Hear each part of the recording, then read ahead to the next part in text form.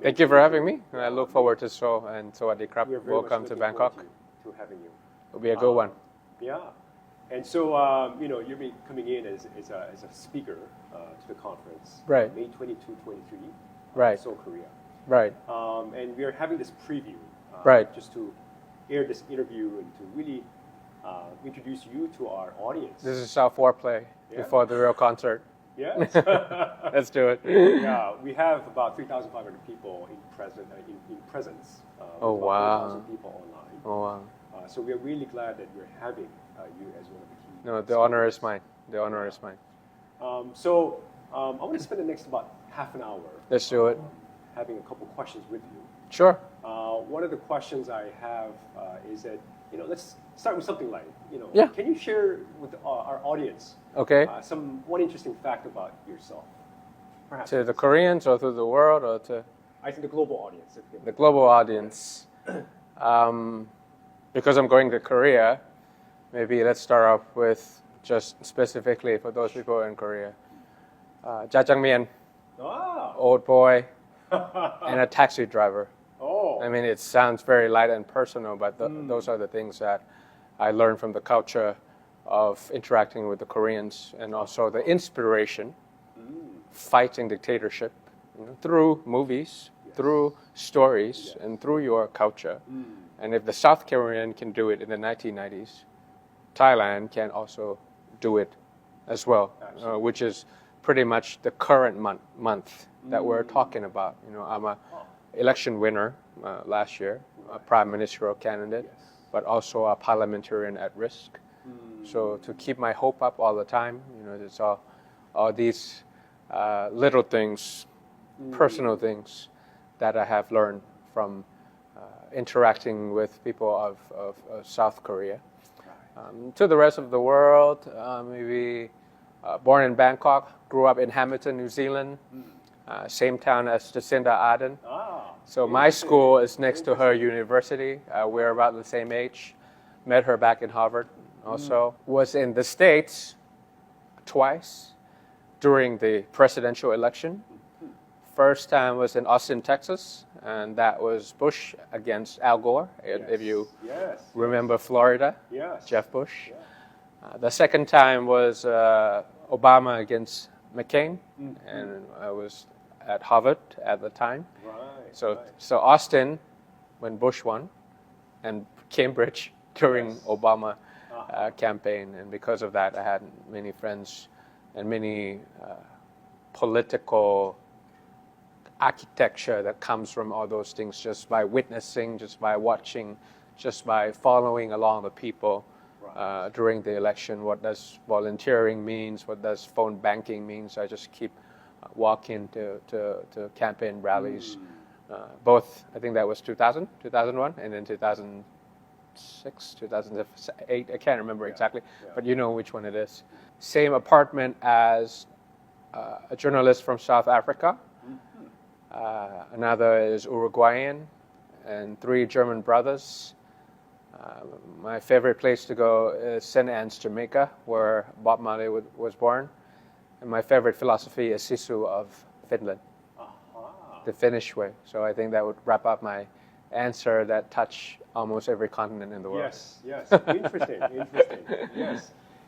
I was actually reading an article about you. And what it said was that your experience at Harvard has shaped or influenced your political belief.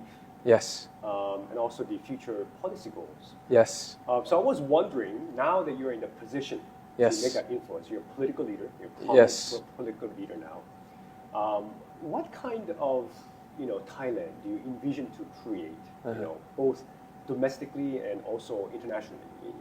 Internationally meaning, how do you see Thailand playing its role in the international sort of arena? Inclusive growth, so both economic growth and inequality has to be attacked, and we can do that through a couple of things.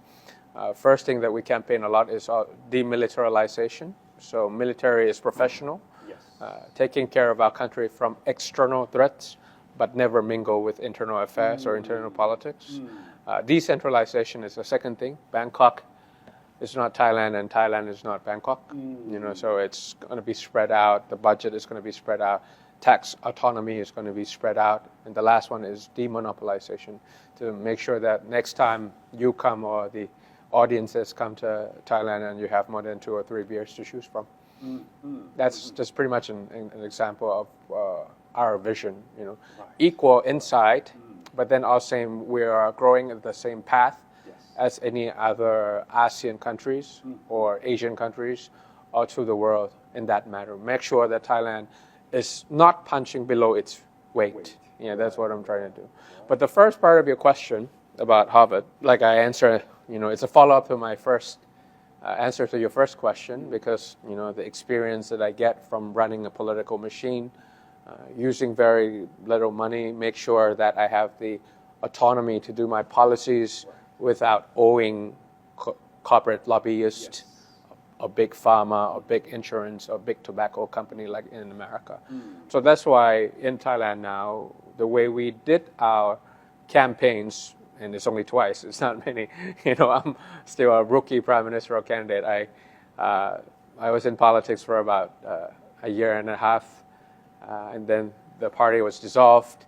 I'm the designated survivor to take up the leadership, go into the election and won. So the first time, and then we won. But the way we did that, it's not because we used a lot of money or we had a lot of resources, but we saw people like Bernie Sanders, for example. I remember he said average donation of $15 in order for him to really push through. And that's exactly what we did. So many things that we learn on the ground from just witnessing or from just talking to people. A lot of Harvard education, Harvard Kennedy School to be precise. The textbook, I was hoping to turn it into reality.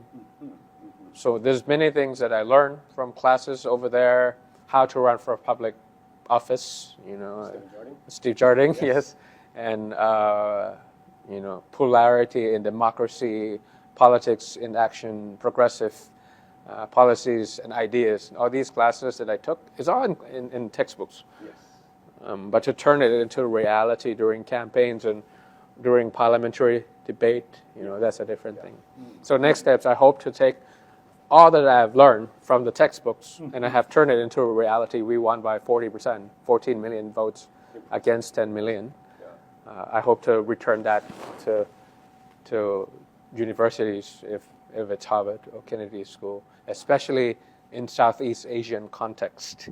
The ASEAN democratic backsliding, whether it's Cambodia or whether it's Myanmar, whether it's Thailand, in a different altitude. Those are the things that reminds us that I have to pay it forward and really grooming up the next generation of Southeast Asian leaders or Asian leaders, just to make sure that we fight against this far-right ideology, because they are much smarter nowadays. Competitive autocracy, right? It's dictatorships that allow elections once every 4 to 5 years. So we gotta make sure that we're smart enough to fight against them all around Asia, all around the world. Just exactly what you're trying to do.